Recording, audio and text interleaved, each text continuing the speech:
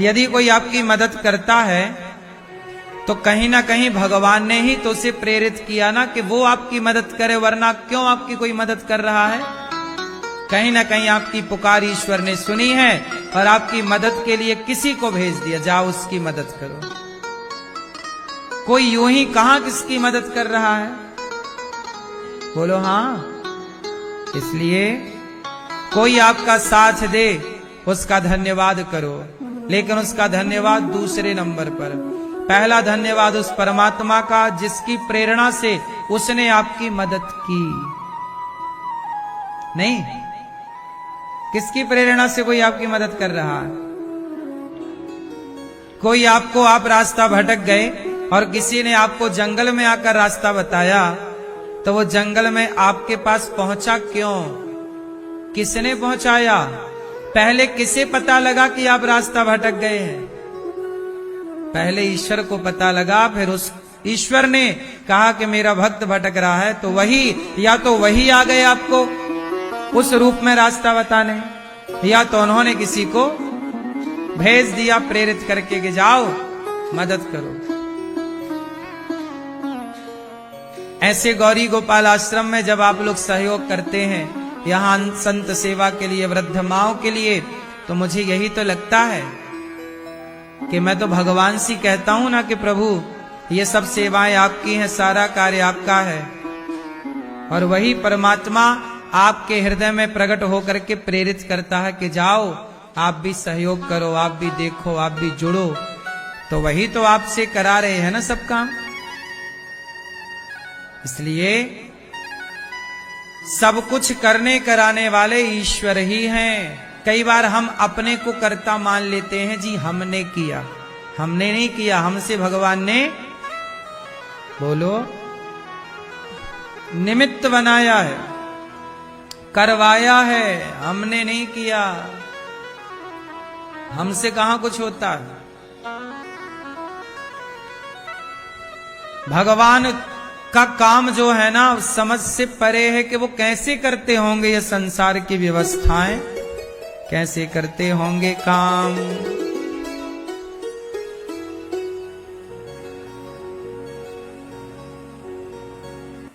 भगवान की कृपा को समझ पाना भी बड़ा कठिन है। ईश्वर कृपा सब पर करते हैं, लेकिन सब लोग ईश्वर की कृपा को समझ नहीं पाते, जान नहीं पाते। सब पर कृपा बरस रही है अपने अपने तरीके से, लेकिन समझ ना होने के कारण, संस्कार ना होने के कारण, सत्संग ना होने के कारण हम पर बरस तो रही है कृपा। भक्तों पे बरसती है दिन रात तेरी रहमत, तू जितना दे हमको हम उतने में सहमत। बरस तो रही है बराबर सब पर कृपा। कोई समझ पाता है, कोई समझ नहीं पाता, बस इतना सा अंतर है। हमें लग रहा है कि सब भगवान करा रहे, आपको ये लग जाता है कि सब कुछ आप ही कर रहे हैं, आपके द्वारा हुआ। इतना सा अंतर है, केवल विचारों का अंतर है। हमें ये मानना है कि सब ईश्वर के द्वारा संचालन हो रहा है कार्य, और जरा घमंड आ जाए किसी को तो वो अपने को करता धरता मान लेता, जी मैंने किया। अच्छा एक बात बताओ, आपके शरीर में कुछ काम आप करते हैं कि अपने आप होता है? जैसे दिल आपका धड़कता है तो आप उसके लिए कोई प्रयास करते हो या वो अपने से धड़कता रहता है? बोलो, आप उसके लिए कोई प्रयास करते हो दिल धड़काने के लिए? अच्छा, आंखों की पलकें अपने से झपकती रहती हैं कि आप उसके लिए कोई जोर लगाते हो? बोलो, नेचुरल है ना प्रोसेस, अपने से सब हो रहा है। जब आपका दिल अपने से धड़क रहा है, आपकी आंखों की पलकें अपने से झपक रही हैं, आपके भीतर रक्त का संचार अपने से हो रहा, आपने तो कुछ नहीं किया। खून की धारा को बहाने के लिए क्या किया आपने? आपकी नाड़ियों में खून बह रहा ना अपने से, ना बहे तो हाथ पांव काम करना छोड़ दे, नेचुरल है ना शरीर? बोलो हाँ। जो परमात्मा आपके भीतर बैठ के आपके दिल को धड़का रहा है, जो आपके भीतर बैठ के आपकी आंखों की पलकों को झपका रहा है, वही है जो सब करता है। आपको लगता है आपने किया, आप अपना दिल भी तो नहीं धड़का पाते, चाहोगे तो भी नहीं धड़का पाओगे। आप चाहोगे तो आंखों की पलकें कितनी बार चाह के झपकाओगे? कितनी बार कर लो जरा, चाह के झपकाओ पलकें, तो कितनी बार झपका पाओगे? लेकिन वो अपने से झपकती रहती है। ऐसी उसी तरह ये दुनिया अपने से ईश्वर के सिस्टम पर से चलती रहती है, और हमें ये लग जाता है कि हम कर रहे हैं, हम कर रहे हैं। यहीं से अभिमान पैदा होता है। हमारे परीक्षित बन करके श्री भागवत साहू जी, श्रीमान भागवत साहू जी, मैया श्रीमती सेवती बाई साहू जी, परीक्षित बन के इन्होंने भागवत सुनी। और जो भागवत सुनता है उसका कभी घमंड, उसके जीवन में घमंड नहीं होता, अभिमान नहीं होता। भागवत सुनने वाले के जीवन में कभी विकार नहीं होते, यदि होते भी हैं तो वह धीरे धीरे सत्संग से समाप्त हो जाते हैं। जो भागवत सुनता है उस पर भगवान की कृपा विशेष होती है। इसलिए हम आपसे कहते हैं, कितना भी बिजी हो आप, थोड़ा सा समय निकालो और भागवत जरूर सुनो। यहाँ आप लोगों ने भागवत जी के पोथी पाठ बिठाए हैं।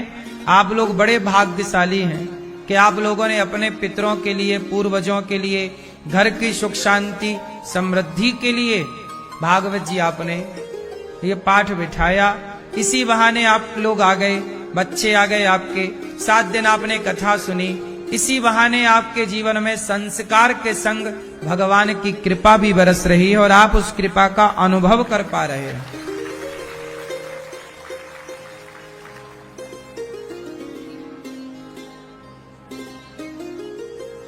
बार बार हमें, अच्छा ये बताओ, फोड़ा हो जाए, घाव हो जाए तो दवाई एक बार लगानी पड़ती है कि बार बार लगानी पड़ती है?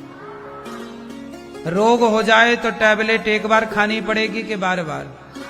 उसी तरह जैसे बार बार दवाई खाने से रोग समाप्त हो जाता है, बार बार दवाई लगाने से घाव भर जाता है, ऐसे बार बार कथा सुनने से हमारे जीवन के पाप समाप्त हो जाते हैं और हम निष्पाप हो जाते हैं। भागवत सुनने के बाद जीवन में एक नया सवेरा होता है, जो हमारे जीवन के भाग्य को बदलने वाला होता है, किस्मत को बदलने वाला होता है। लक्ष्मी माँ की सुख शांति की कृपा, लक्ष्मी माँ की कृपा बरसाने वाला होता है। इसलिए भागवत सुनने के बाद एक नया जीवन हमारे सामने आता है।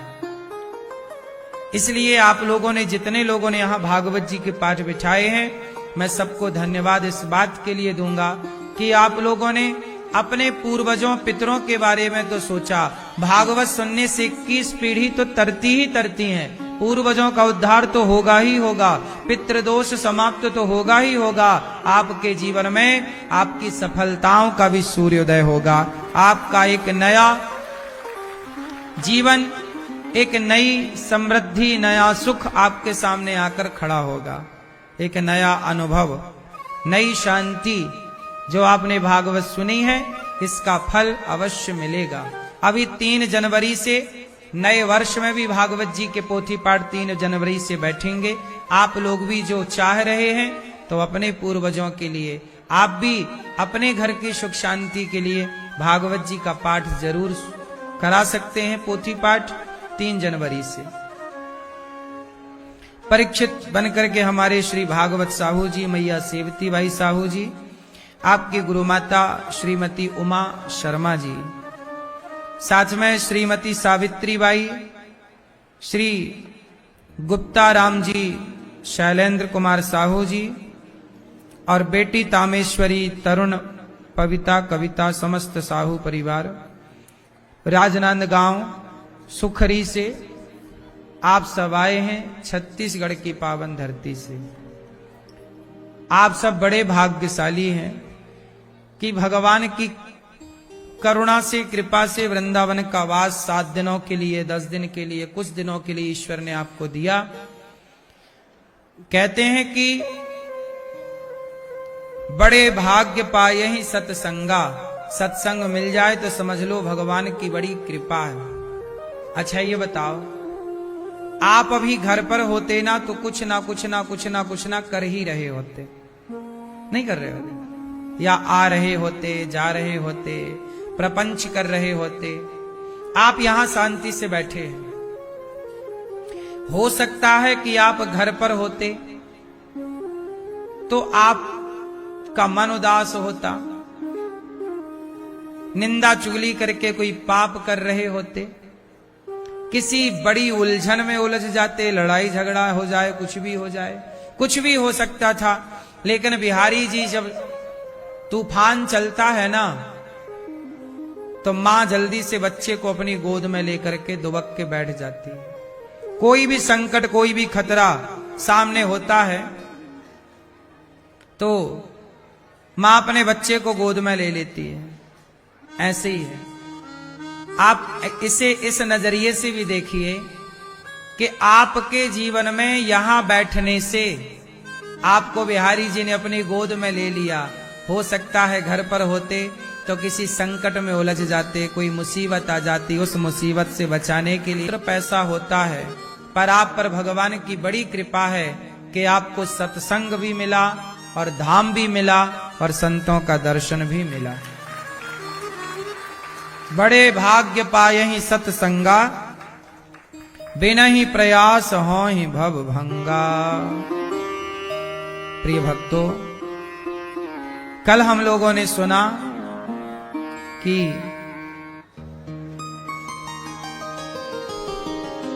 कपिल भगवान को माता देवहूति को उपदेश किया और भगवान कपिल देव जी के दिव्य ज्ञान से मां सिद्धा नाम की नदी बनकर बह गई। मनु जी महाराज की तीसरी बेटी है प्रसूति, जिनका विवाह दक्ष से हुआ। दक्ष की सबसे छोटी पुत्री का विवाह भगवान शिव से हुआ। भगवान शंकर बड़े दयालु हैं, बड़े करुणा के अवतार हैं। कर्पूर गौरम, करुणा के अवतार हैं। ऐसे शंकर जी जो सदा सबका भला। शंकर जी का एक नाम है शिव। क्या नाम है? शिव मतलब होता है कल्याण करने वाला। जो सबका कल्याण करे उनका नाम है शिव। तो भगवान शंकर सबका भला करते हैं। एक दिन शंकर जी के साथ एक घटना घट गई। एक दिन शंकर जी को निमंत्रण आया ससुर जी के यहां से। शंकर जी के ससुर जी कौन है? दक्ष। दक्ष के यहां से निमंत्रण आया। दक्ष का प्रमोशन हुआ था। क्या हुआ था? प्रमोशन हुआ तो उन्होंने एक पार्टी रखी, सम्मान समारोह रखा, सबको बुलाया। तो शंकर जी को भी कार्ड दिया दक्ष ने, शंकर जी भी आए। दामाद है ना शंकर जी दक्ष के, आए। ब्रह्मा जी को भी निमंत्रण दिया क्योंकि दक्ष ब्रह्मा के बेटे हैं। नारायण को भी, भगवान विष्णु को भी उन्होंने निमंत्रण दिया। तो भगवान विष्णु भी आए। ब्रह्मा विष्णु महेश तीनों एक पंक्ति में बैठ गए। देवता भी आए, गंधर्व भी आए, किन्नर भी आए, नागलोक से नाग भी आए, सब यक्ष भी आए, सब लोग आए। पाताल के सत्यलोक से ब्रह्मा जी, कैलाश से शंकर जी, ऐसे सब आए। जब सब आके बैठे, सभा लगी, तब आखिरी में अब दक्ष आए दुल्हा की तरह सज धज कर। जब दक्ष महाराज आए तो सब देवताओं ने खड़े होकर दक्ष जी का स्वागत किया। जय हो महाराज, आपका प्रमोशन हुआ है। दक्ष को प्रमोशन क्या मिला था?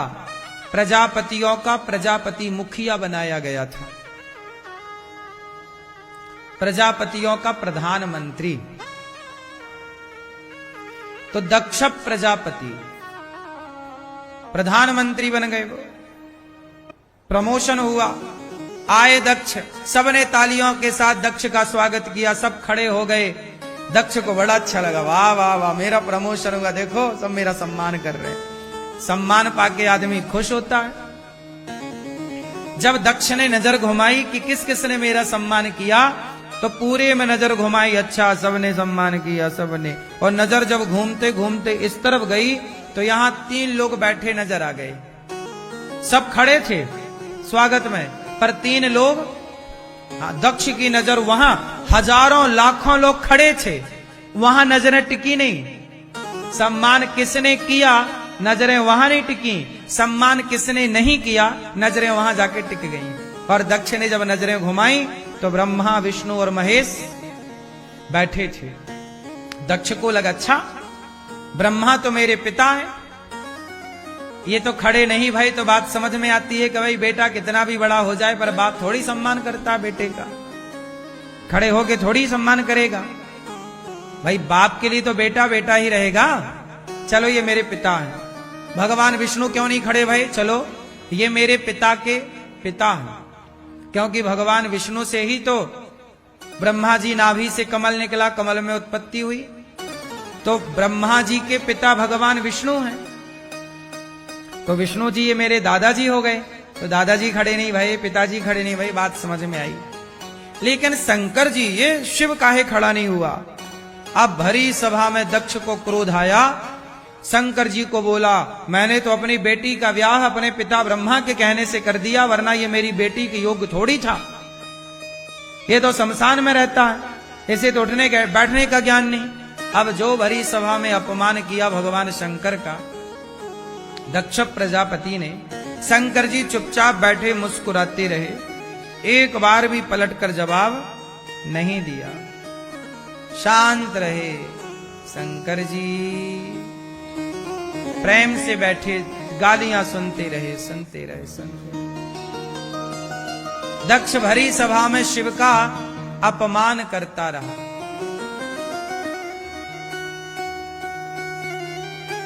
जब शंकर जी का अपमान होता रहा, तो शंकर जी के जो गण थे, नंदी इत्यादि, इन लोगों को नहीं रहा गया। हरिहर निंदा सुनहि जिकाना, हो ही पाप गौघात समाना।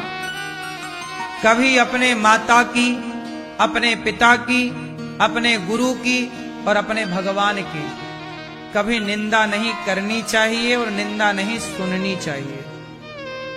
कभी अपनी मां की निंदा नहीं करनी चाहिए, मां कैसी भी हो। मां की निंदा करना पाप नहीं, घोर पाप है। पिता की निंदा करना घोर पाप है। गुरु की निंदा करना घोर पाप है। और हरि और हर की निंदा, मतलब भगवान नारायण की, विष्णु की, राम की, कृष्ण की, शंकर जी की, हनुमान जी की, दुर्गा जी की, मतलब अपने भगवान की निंदा सुनना पाप है। ना भक्ति की निंदा सुनो, ना भगवान की निंदा सुनो, ना मां की, ना पिता की, ना गुरु की। नंदी ने श्राप दे दिया, अरे जब से आया मैं बकरा, जा तेरा सर बकरे का हो जाए। बकरे का हो, बकरा क्या बोलता, मैं। जो ज्यादा मैं करता है ना, ये बकरा बनता है, फिर इनकी गर्दनें कटती हैं। इसलिए मैं नहीं करना चाहिए, यह भी एक दंड है। बकरा बनना भी एक पाप ही है, उसका भी तो गर्दन कट ही जाती है। ज्यादा घमंड करने वाला, मैंने ये मैं ये मैं की रटना ना लगाओ। मैं नहीं, तू ही तू।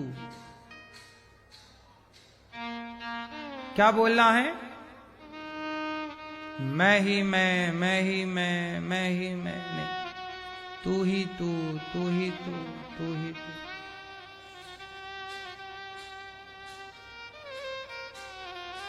मैं नहीं, अभिमान नहीं, मैं ही मैं क्यों, तू ही तू, हर जगह ईश्वर तू ही तू। बकरी का सिर हो जाए, नंदी को श्राप दे दिया दक्ष ने शंकर जी को भी श्राप दिया, यज्ञ में भाग ना मिले, और भरी सभा में नंदी को श्राप दे दिया, जाओ तुम पाखंडी हो जाओ, और ये और वो खूब श्रापा श्रापी भई। शंकर जी चुपचाप उठ करके वहां से चल पड़े। शंकर जी ने दक्ष को पलट कर कोई जवाब, अच्छा ये बताओ क्या शंकर जी जवाब नहीं दे सकते थे? बोलो, क्यों नहीं दिया? आप बताओ लाल भैया, क्या शंकर जी दक्ष को जवाब नहीं दे सकते थे? क्यों नहीं दिया? उत्तर दो, बोलो। नहीं बताओगे? आप बताओ, बगल वाले। हाँ, शंकर जी चाहते तो जवाब दे सकते थे, नहीं जवाब दिया। इसलिए जवाब नहीं दिया कि हम दुनिया वालों को शंकर जी ये बताना चाहते हैं कि दुनिया वालों, जब तुम्हें भी कोई इस तरह से जलील करे, भरी सभा में वो अपने को श्रेष्ठ बताए, तुम्हें छोटा बताए, अपने को बड़ा बताए, गाली दे, तो जवाब ना देना। क्यों ना देना? क्योंकि कुत्तों के मुंह तो कुत्ते ही लगते हैं। आप कुत्तों की तरह भौंक रहे हैं तो हम थोड़ी आपके सामने कुत्तों की तरह भौंकने लग जाएंगे। कुत्तों के मुंह कौन लगता है? बोलो, कुत्तों के मुंह कुत्ते ही लगते हैं, तो आप कुत्ते थोड़ी हैं। इसलिए सबके मुंह लगने की आवश्यकता, आप हमें गाली दे रहे हैं, ये आपके संस्कार हैं। अब उसका जो मैं जवाब दूंगा वो मेरे संस्कारों का परिचय होगा। क्यों जी, बात सही है? जरूरी नहीं है कि हर बात का हर व्यक्ति को जवाब दिया जाए। कई बार मौन रहना भी जवाब होता है। होता है कि नहीं? क्यों? कई बार मौन रहना भी जवाब होता है, नहीं होता? आप मुझे गाली दे रहे हैं और मैं मौन हूं, तो मेरा मौन ही आपका जवाब है। सही है कि गलत है? इसलिए जवाब जरूरी नहीं है कि शब्दों से दिया जाए, चुप रहकर भी जवाब दिया जा सकता है।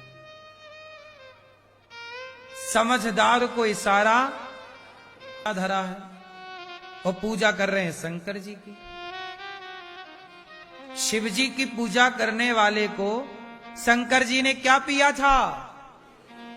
क्या? विष, जहर। काहे पिया भैया? शंकर जी ने जहर क्यों पिया था?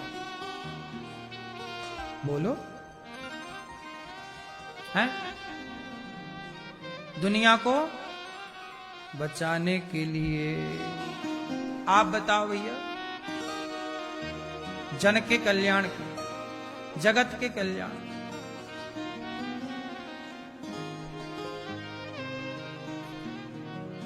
मैया भैया बताओ, आप शंकर जी ने जहर काहे पिया? बोलो, हैं? यही चीजें जानना है, यही चीजें ही आपको समझनी है। इन्हीं को जानने वाला समझदार है, वरना हर हर महादेव, हर हर महादेव जपने से नहीं होगा कल्याण। हर हर महादेव, महादेव ने जो किया है, जो हमारे लिए मैसेज दिया है, वो कल्याण करेगा। अच्छा, शंकर जी ने जहर पिया, वो जहर निकला कहां से? समुद्र। क्या मतलब हुआ? जब भी आप कोई काम करते हो, समुद्र मंथन हुआ, सबसे पहले क्या निकला? विष, जहर। कोई भी आप शुभ काम करोगे कोई भी आप बिजनेस करोगे, व्यापार करोगे, नौकरी करोगे, कुछ भी करोगे, पहले आपके जीवन में जहर ही आएगा, तो कल सम्मान भी होगा। होता है ऐसा, हर क्षेत्र में आपको पहले चुनौतियों का सामना करना पड़ता है। ये प्रकृति का नियम है, समझो इसे। हम लोगों ने हर चुनौतियों को स्वीकारा है, पर हंसते हंसते स्वीकारा है। सबके जीवन में चुनौतियां आएंगी, कोई माई का लाल बचेगा नहीं। धरती का नियम ही ऐसा है। इसलिए बाबा अपनी शादी को ना चुपचाप 3-4 साल गुजारो। 3-4 साल बाद अक्ल आती है लड़कियों को। कई बार तो तलाक हो जाने के बाद अक्ल आती है, अरे यार हमने गलती की थी। लेकिन अब पछताए होते क्या जब चिड़िया चुग गई। कम से कम 5 साल तो दो अपने रिश्तों को। तो समुद्र मंथन हुआ तो क्या निकला?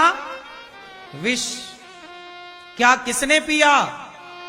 शंकर जी कह रहे हैं दुनिया वालों, अमृत पिया है देवताओं ने, तो देवता कहलाए देव। शंकर जी ने पिया जहर तो कहलाए देवाधिदेव महादेव। देवताओं ने अमृत पिया तो वो छोटे रह गए, शंकर जी ने जहर पिया तो वो, हाँ मैया समझ में आया कुछ?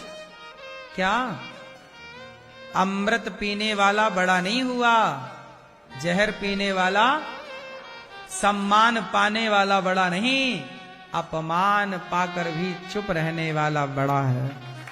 शंकर जी ने जहर पी लिया चुपचाप।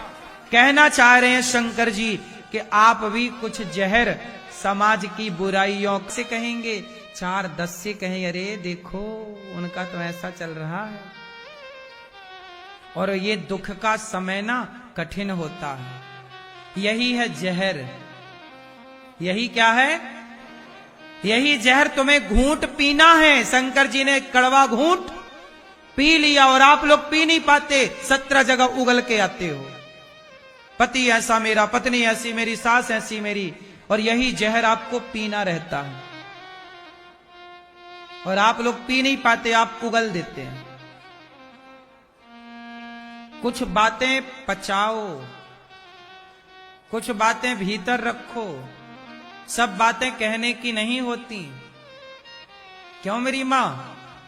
सही है ये बात? सही है कि नहीं? लोग उगलवाते हैं और बाद में आपके जाने के बाद हंस हंस के बताते हैं। यह बात सही है कि गलत है? कितने लोग इसे सही मानते हैं? तो मत कहना अपना दुख। दुख 4 दिनों का होता है, कुछ दिनों का। सदा तो दुख ना रहेगा ना मेरी मां। सदा ना रहा है, सदा ना रहेगा जमाना किसी का। ना अच्छे दिन सदा रहते हैं, ना बुरे दिन सदा रहते। ये प्रकृति परिवर्तनशील ही तो है। सर्दी सदा थोड़ी रहेगी, गर्मी सदा थोड़ी रहेगी, बारिश सदा थोड़ी रहेगी। फिर सदा कौन रहा है? तुम्हारे दादा परदादा सदा रहे क्या? बोलो मेरी मां। नहीं, तुम सदा रहोगी नहीं। इसलिए जहर पीने का, शंकर जी की तरह अपमान का कड़वा घूंट पीने का, बोलने का नहीं।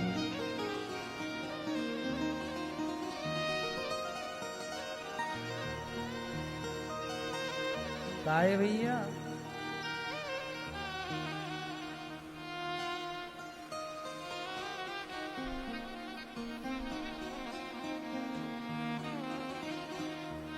शंकर जी ने जहर पी लिया। शंकर जी का अपमान हुआ, दक्ष ने किया, कोई प्रत्युत्तर नहीं। चुपचाप शंकर जी आए, कैलाश पर बैठे, दक्ष बक बक बक बक करते रहे। कोई आपको गालियां दे रहा, देने दो। शंकर जी चुपचाप बैठे। एक दिन दक्ष ने कनखल में यज्ञ किया। यज्ञ में सबको बुलाया, इस बार शंकर जी को जानबूझकर नहीं बुलाया कि इस बार मैं अपमान करूंगा। सुनो, कभी किसी का अपमान करने का सोचना भी मत। कोई आपके साथ कितना भी बुरा करे,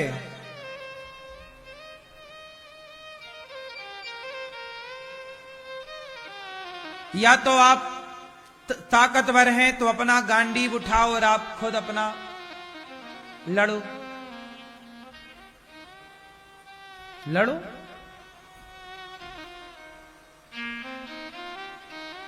या फिर आप लड़ नहीं सकते तो फिर आप भगवान पर छोड़ दो। आप किसी का बुरा ना सोचो, कोई आपका सोच रहा है तो सोचो। अच्छा ये बताओ, क्या पांडवों ने कभी कौरवों का बुरा सोचा? बोलो जोर से। नहीं सोचा तो पांडवों ने कौरवों को मारा क्यों फिर?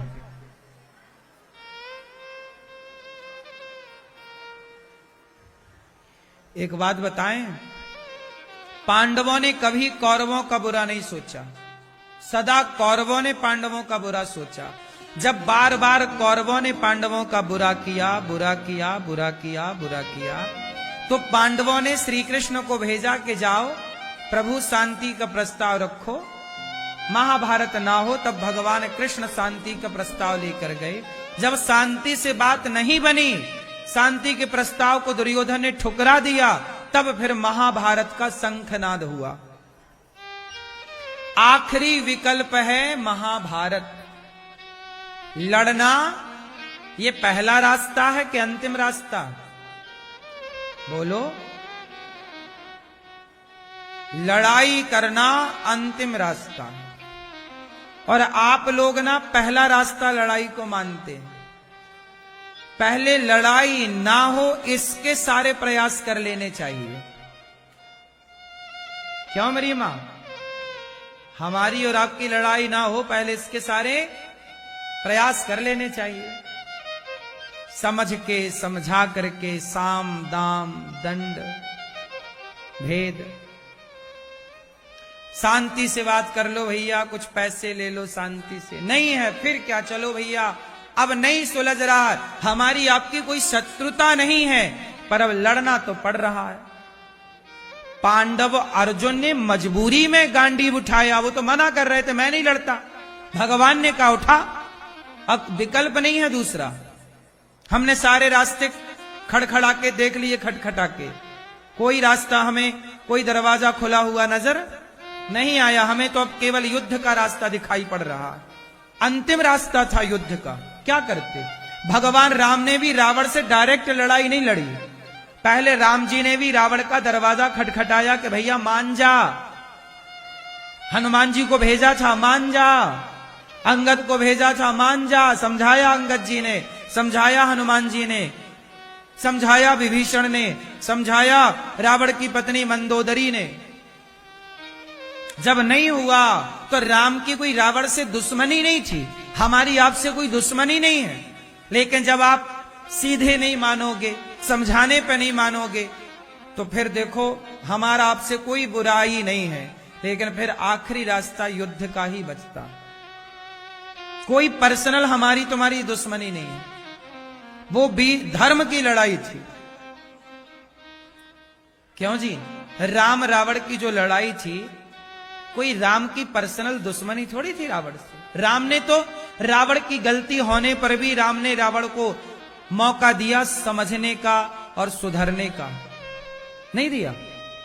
आप भी मौका दो सामने वाले को, भैया मान जाओ, हाथ जोड़ रहे हैं,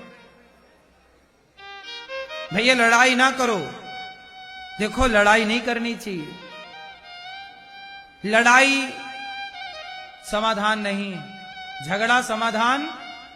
पहले हाथ जोड़ के भैया मान लो, नहीं लड़ाई ना करो, नहीं। जब नहीं रास्ते सारे बंद हो गए तब फिर क्या करें? आओ फिर अब गांडीव से बात करते हैं। पहले गीता से बात हुई। अर्जुन को भगवान कृष्ण ने क्या पहले सुनाई?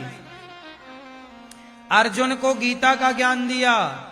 गीता से समझाया भगवान कृष्ण ने सबको। कहां सुना कोई गीता? तब फिर गांडीव की सुनवाई हुई। ऐसे ही इसलिए मेरी मां, पति से डायरेक्ट लड़े ना करो। क्यों डायरेक्ट तलाक वलाक के चक्कर? पहले डायरेक्ट क्यों लड़ाई में? पहले पत्नी को सॉरी बोलो, मान जाओ भाग्यवान, है ना? पति को सॉरी बोलो, मान जाओ, पहले मनाओ, पहले लॉलीपॉप दे दो पत्नी को, ये लो, थोड़ा मिठाई खाओ, प्रेम से रहो। जब मैया पहले प्रेम से सारी बातें कर लो, समझाओ, लो अच्छा तुम्हें साड़ी दिलाएंगे, चलो चलो तुम्हें घुमा के लाते हैं तिहाड़। हाँ। तिहाड़ घुमाओ।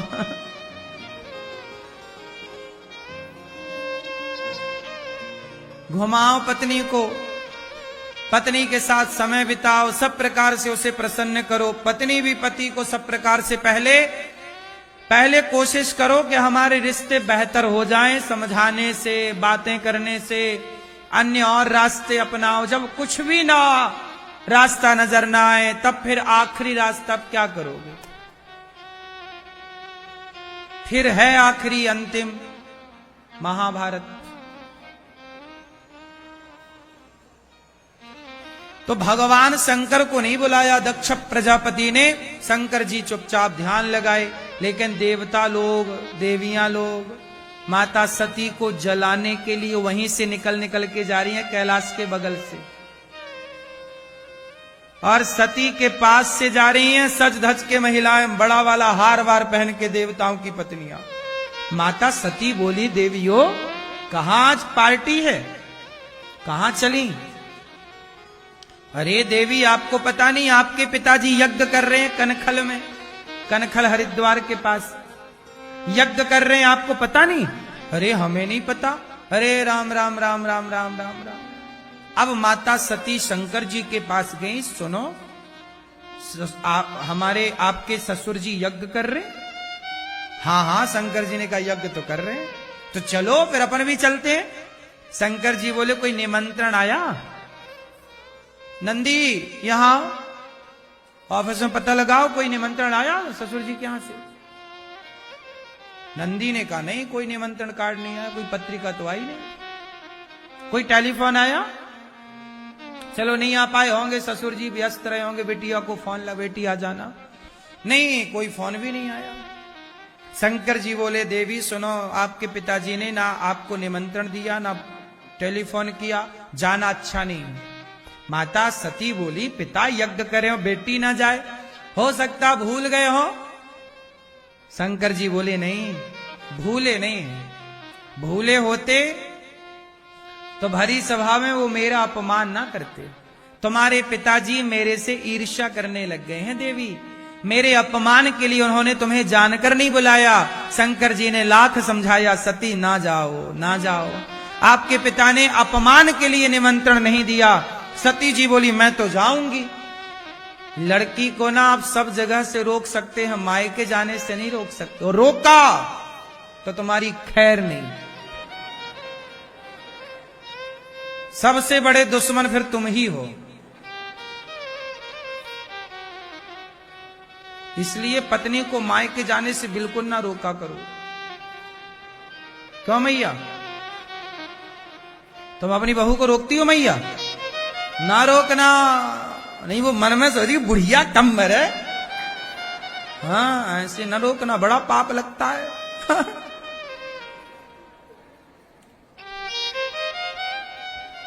सोचो, माता सती को शंकर जी नहीं रोक पाए मायके जाने से, तुम में कितनी दम है।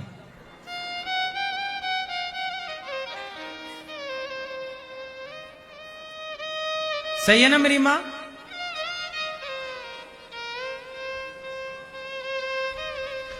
अच्छा, मैं यहां एक बात कहूं, छोटी सी, बहुत बड़ी बात नहीं, छोटी सी, आप बहुत समझदार हैं, समझ लेंगे।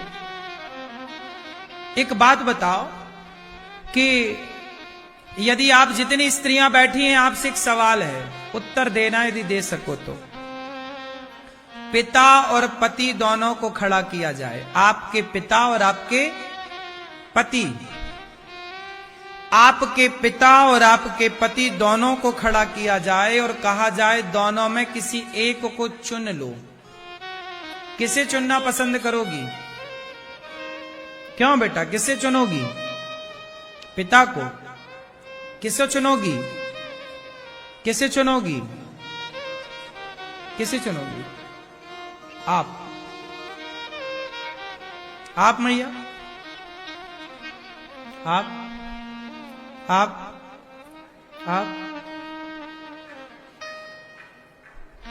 किसे चुनेंगी? आज लड़कियां, आज स्त्रियां अपने पिता और अपनी मां को चुन लेती हैं, इसलिए उनके घर में महाभारत होता है। काश विवाह के बाद हर लड़की को उसके माँ बाप ये संस्कार दें। हम ये नहीं कहते कि अपने पिता से दूर रहो, बात करो माँ से। माँ बाप तो देखो है ही, माँ बाप तो सबके भगवान ही होते हैं, इसमें कोई किंतु परंतु नहीं है। लेकिन अब आपके माता पिता ने आपका दान कर दिया, जिसे कन्यादान कहते हैं, और यही परंपरा है। आप मायके की, मायके की नहीं हो, अब आप ससुराल की हो। इसलिए ये जो बदलाव है ना, ये लड़कियां सहन नहीं कर पाती कि कल तक तो मैं पिता की थी, अब मैं पति की हो गई। कल तक पिता तो मुझे कुछ नहीं कहता था, अब पति मुझे दबा के रखना चाहता है, अपने कंट्रोल में रखना चाहता है। अभी तक तो मेरी माँ जब मैं मन करे तो जागती, जब मन करे मैं खाती, अब तो सास मुझे अपने कंट्रोल में रखना चाहती है। वही है ना, खुला सांड को आपने कैद कर दिया तो वो तो जाल तोड़ेगा, कुछ दिन तो छल कूद करेगा, क्योंकि खुला रहने की आदत थी, अब वो बंधन में आया है। इसलिए कहता हूं कि बचपन से ही अपनी बेटियों को और अपने बेटों को एक मर्यादा के बंधन में रखा करो। किस में रखा करो? बोलो। मर्यादा के बंधन में। यदि हर बेटी को मर्यादा के बंधन में हर माँ बाप रखें तो तुम्हारी बहू ना आएगी, तुम्हारे घर भी एक बेटी ही आएगी बहू के रूप में, क्योंकि वो बचपन से ये सीख चुकी होगी। मां क्यों नहीं सिखाती कि बहू कैसे बना जाता है, बहू बनकर भी बेटी कैसे रहना है। तुम ससुराल में रहकर अपने माँ बाप से ज्यादा अटैच रहती हो, जितना ख्याल अपने माँ बाप का है तुम्हारा पति यही तो शिकायत करता है। 100 में से 99 पति ये शिकायत करते हैं अपनी पत्नियों से कि तुम अपने माँ बाप का ख्याल तो रखती हो पर मेरे माँ बाप का ख्याल नहीं रखती हो। यही शिकायत तो पुरुषों की है कि तुम्हें अपने माँ बाप की तो पड़ी है, मेरे माँ बाप का कोई ख्याल नहीं है। यदि हर पत्नी अपने सास ससुर को माँ बाप मान ले और अपने पति के माँ बाप को अपने माँ बाप मान ले तो घर घर कहां रहा, स्वर्ग हो गया वो। और पुरुष भी अपनी पत्नी के माँ बाप को वो अपना माँ बाप मान ले। तुम मेरे माता पिता को अपना मान लो और मैं तुम्हारे माँ बाप को अपना मान लूं, और एक दूसरे के माँ बाप का सम्मान करने लग जाएं, एक दूसरे के माँ बाप का आदर करने लग जाएं। सारे पति पत्नी का झगड़ा केवल माँ बाप के अपमान के कारण होता है कि तुमने मेरे माँ बाप का अपमान किया, मैंने भी तुम्हारे माँ बाप का अपमान किया, लो महाभारत चालू। कितनी मूर्खता है ये कि माँ बाप तो माँ बाप होते हैं, चाहे तुम्हारे हों चाहे मेरे हों। और माँ बाप को भी चाहिए कि वो अपने बच्चों के झगड़े में बिल्कुल भी इन्वॉल्व ना हो, क्योंकि पति पत्नी आज झगड़ा कर रहे हैं, वो बच्चे हैं, कल वो एक हो जाएंगे। पर तुम ज्यादा पक्षपाती ना बनो, कल तुम ही लबरा कहलाओगे। कहते पति पत्नी के झगड़ा में जो बोले वो लबरा। लबरा किसे कहते हैं? क्यों मैया बताओ, लबरा कौन? कौन? झूठे, झूठा कौन? जो पति पत्नी के झगड़े में बीच में टांग अड़ाए, चाहे वो सास हो, चाहे वो लड़की के माँ बाप हो, चाहे वो लड़के के माँ बाप, चाहे भौजाई हो, चाहे भाई हो, कभी किसी पति पत्नी के झगड़े पे बोलना मत। वो कल एक हो जाएंगे और तुम्हें बिल्कुल घूरेंगे। बोलो हाँ। पति पत्नी के झगड़ा में जो बोले ज्यादा होशियार बने वो लबरा। समझदार लोग कभी किसी पति पत्नी के मैटर में इन्वॉल्व नहीं होते, और आपको तो हर जगह घुसना होता है। मैं आ गया वकील बन के, मैं आ गया जज बन के, मैं न्याय करूं। खाक न्याय करोगे? तुमसे न्याय वाय करते नहीं आता और उलझ जाओगे। एक के भी पक्ष में बोल दिया, चलो पति पत्नी की लड़ाई हो गई, माना की, और आपने किसी एक पक्ष में बोल दिया, अरे लड़का तू गलत है, तेरी पत्नी सही है, तो लड़के को लगेगा यार क्या इनका क्या है, ये काहे इनका पक्ष ले रहे हैं, है ना। इसलिए किसी भी पक्ष में ना बोलो, दोनों को बिठा के ये समझाओ कि आप दोनों ही गलत हो, जो लड़ रहे हैं वो दोनों ही गलत हैं। यदि दोनों ही सही होते, एक भी सही होता, तो लड़ाई ही ना होती। लड़ाइयां होती ही तब हैं जब दोनों गलत होते हैं। हाँ, किसी की गलती ज्यादा तो किसी की, लेकिन गलत तो दोनों है। सही होता एक भी तो लड़ाई ना होती। यदि मैं सही हूं तो मैं चुप ही रहूंगा ना। आप शंकर जी सही थे, इसलिए तो दक्ष गालियां देते गए और शंकर जी ने जवाब, और शंकर जी ने भी जवाब दिया होता तो लड़ाई होती। तो लड़ाई होती ही वहां है जहां दोनों गलत होते हैं। वहां लड़ाई होती ही नहीं है जहां एक सही है। क्या बोलती तू मैया? सही। तो भगवान शंकर जी समझा रहे हैं माता सती को कि पिता के यज्ञ में ना जाओ, पर माता सती नहीं मानी और फुर्र से चली गई। जब माता सती गई तो वहां पर पति का अपमान देखा, शंकर जी का कोई भाग नहीं। मैया, पति का कभी अपमान ना किया करो। आजकल लड़कियां जरा सा गुस्सा होती हैं, पति के जरा से डांटने पर, जरा सा कोई बात होगी, भाग जाती हैं मायके। और मायके में भी वहां मंथरा के रूप में बहुत सारी स्त्रियां, कुछ स्त्रियां भड़काती हैं, अब मत जाना बेटी, अब तो दामाद आएंगे, जब तक नाक नहीं रगड़ेंगे तब तक तू नहीं जाना। अब देखो तुम्हारी मां तुम्हें क्या पाठ पढ़ा रही है। तुम्हारी मां कह रही है कि दामाद जब तक आके नाक नहीं रगड़ेंगे। ये अधिकांश 90% घरों में होता है। जो लड़की के मां बाप होते हैं ना, एक जमाना था कि दामादों की बड़ी सम्मान होता था ससुराल में, दामाद का सम्मान होता था, इज्जत होती थी। आज का ये दौर नहीं रहा। आपको आजकल तो दामादों से नाक रगड़वाने की बात कहती है सास कि बेटी तू आजा, जब तक दामाद जी नाक रगड़ते नहीं आएंगे मैं भेजूंगी नहीं तुझे। वो कह रहा है पत्नी से कि कोई बात नहीं, हमने तुम्हें डांटा था इसके लिए सॉरी, आ जाओ। नहीं आएंगे, बात ही नहीं कराती। कई बार तो मां बात नहीं कराती अपने दामाद से अपनी बेटी की, मतलब पति पत्नी के बीच में मां गेम खेल रही है। हाँ या ना?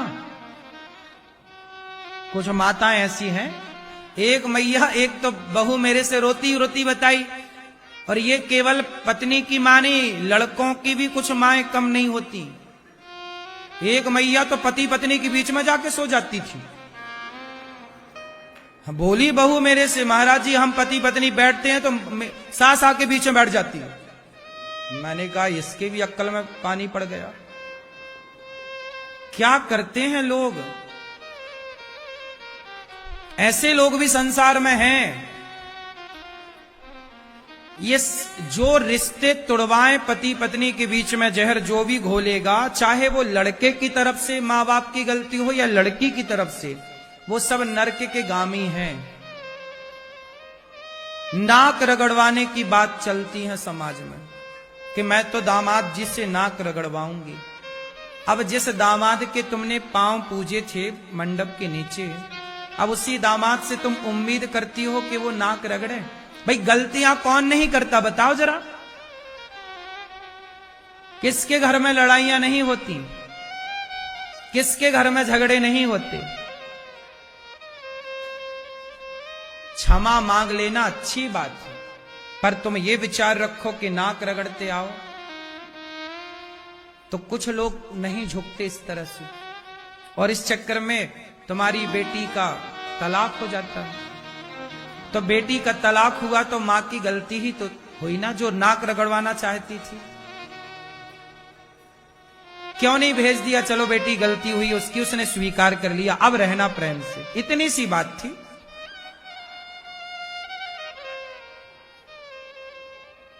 आजकल लोग रिश्ते नहीं बनाते, इसलिए ना लड़कों को आजकल खरीद लेते। मैंने तो 20 लाख में दामाद थोड़ी, मैंने तो एक उल्लू खरीदा है अपनी बेटी के लिए 25 लाख का। आजकल तुम भी तो बिकाऊ हो गए, तुम में भी दम कहां रही, तुम भी मर्द कहां रहे, तुम भी तो गधे ही हो गए। बिक गए ना 20 लाख में,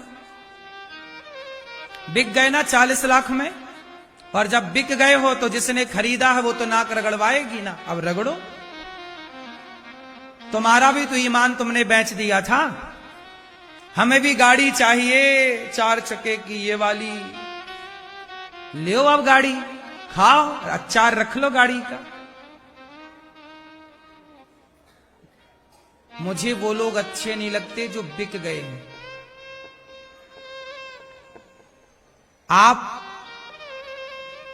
कोई आपको कैसे खरीद सकता है? अपने आप को इतना योग्य बनाओ कि आपको कोई खरीद ही ना सके। शादी ब्याह करते हो तो मुंह फाड़ के दहेज मांगते हो, और बाद में जब वो नाक रगड़वाती हैं तो तुम रोते हो। फिर रगड़ो नाक, बात ठीक है कि तुम्हें खरीदा भी तो है, तुमने भी तो इतना बड़ा मुंह फाड़ा था, हमें दहेज चाहिए। तुम्हारी माँ ने भी तो इतनी लिस्ट बना के दी थी, इतनी लंबी, कपड़े लाना सबको, बुआ को, मौसी को, आजी जो मर गए थे उनके भी कपड़े मांग लिए। हाँ या ना? अभी बहू के पेट में बच्चा पैदा नहीं हुआ लेकिन उसके भी कपड़े आए हैं कि पैदा होगा तो पहनेगा ये। हाँ या ना? अब रिश्ते रिश्ते कहां रहे, अब तो रिश्तों में भी व्यापार है। क्या है? बिजनेस है। आजकल बाजार में लड़कियां, एक आदमी आया मेरे पास, बोला महाराज जी मैं 80,000 की पत्नी खरीद के लाया हूं। कितने की लाया था? 80,000 की। और बोला लाया मैं, इससे किसी और से प्यार हो गया। मैंने कहा चाइना मॉडल ले आया और क्या, हाँ सस्ती वाली लाया था, थोड़ी ब्रांडेड लाता। लाया ये 80,000 इसने फूके और प्यार किसी और से कर रही है।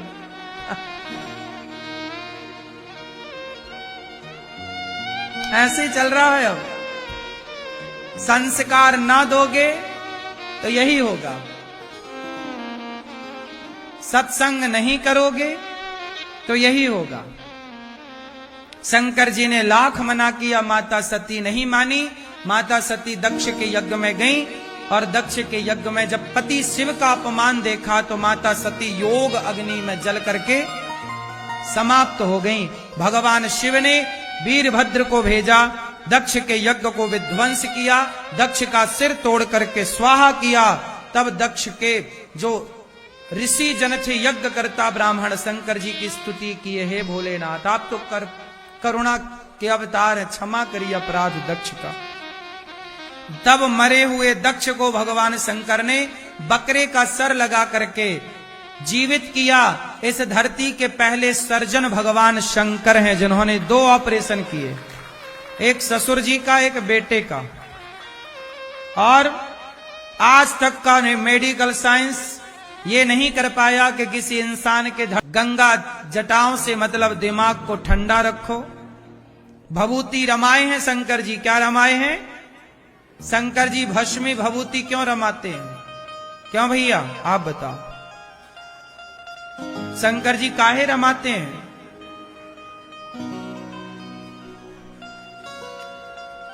भस्मी क्यों रमाते हैं? भभूति। आप बताओ, चिता की भस्म काहे लगाते हैं शंकर जी शरीर पर? नहीं बताओगे? गुस्सा हो क्या? हाँ पीले भैया बताओ, शंकर जी भभूति काहे लगाते हैं? हैं? नहीं बताओगे? नाराज हो? ये बहन बताओ, मैया टोपा वाली मैया बहन। हाँ, क्योंकि हम लोग एक न एक दिन क्या बनेंगे? शंकर जी के शरीर में लगी राख ये बताना चाहते शंकर जी, अरे दुनिया वालों ज्यादा घमंड किस बात का, एक दिन राख हो जाओगे। ये देखो लगी है शरीर में राख, क्या बन जाओगे एक दिन। इसलिए वो राख ये बता रही है कि तुम भी राख हो। घमंड किस बात का है? ज्यादा घमंड में ना रहो, ज्यादा अभिमान में। वाले भैया राम राम। भगवान बड़े हैं कि भगवान का नाम? भगवान भी बड़े, भगवान का नाम। कोई एक चुनना हो तो क्या है? भगवान बड़े कि भगवान का नाम? राम से बड़ा राम का। क्यों? राम के भगवान के नाम को भगवान से बड़ा क्यों कहा जाता? क्या कारण है? क्यों भगवान के नाम को बड़ा क्यों कहा जाता? भगवान से बड़ा भगवान का नाम कैसे? समझाओ जरा।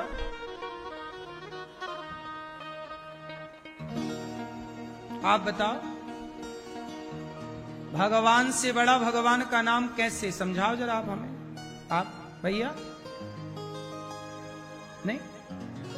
नहीं समझाओगे? क्यों?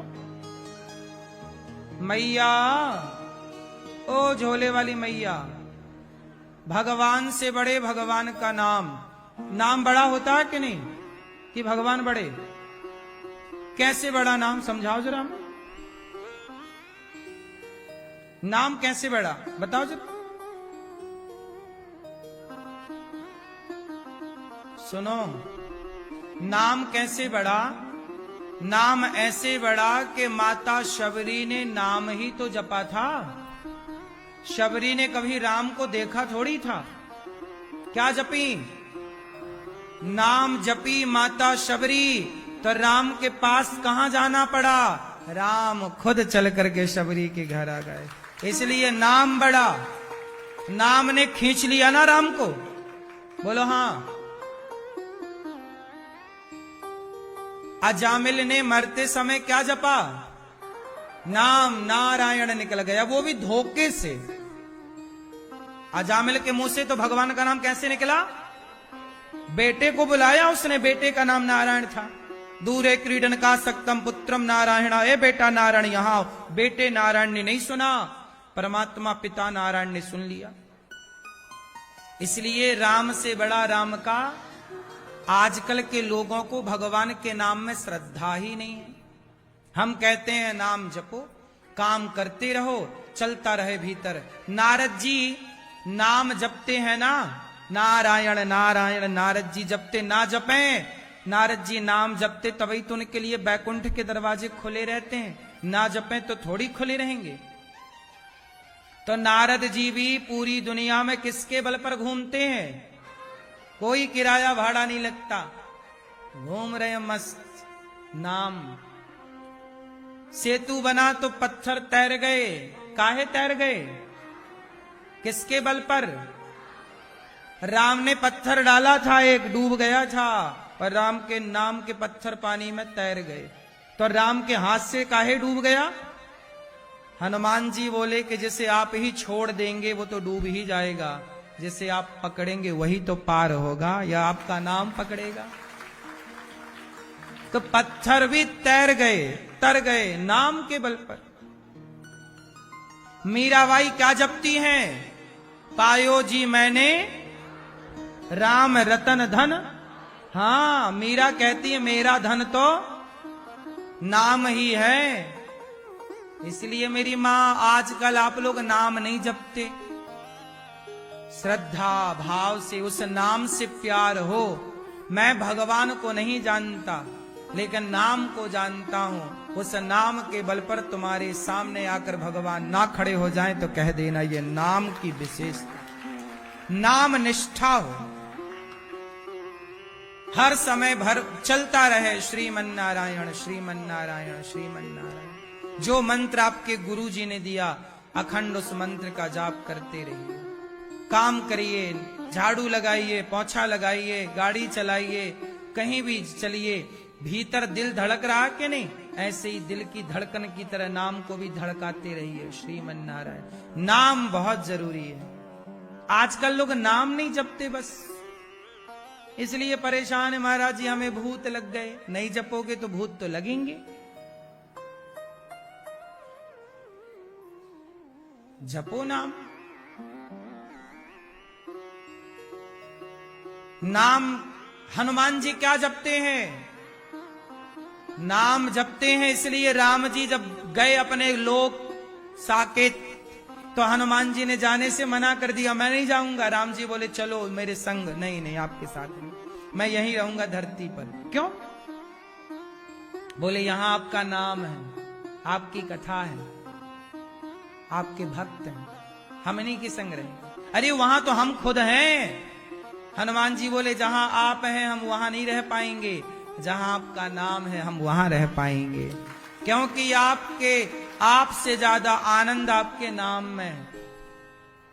अच्छा ये बताओ, यही प्रैक्टिकल में आपको करा दूं, आप में से कितने लोग बिहारी जी का दर्शन करने गए? चलो बताओ, बिहारी जी के सामने कितनी देर थे आप लोग?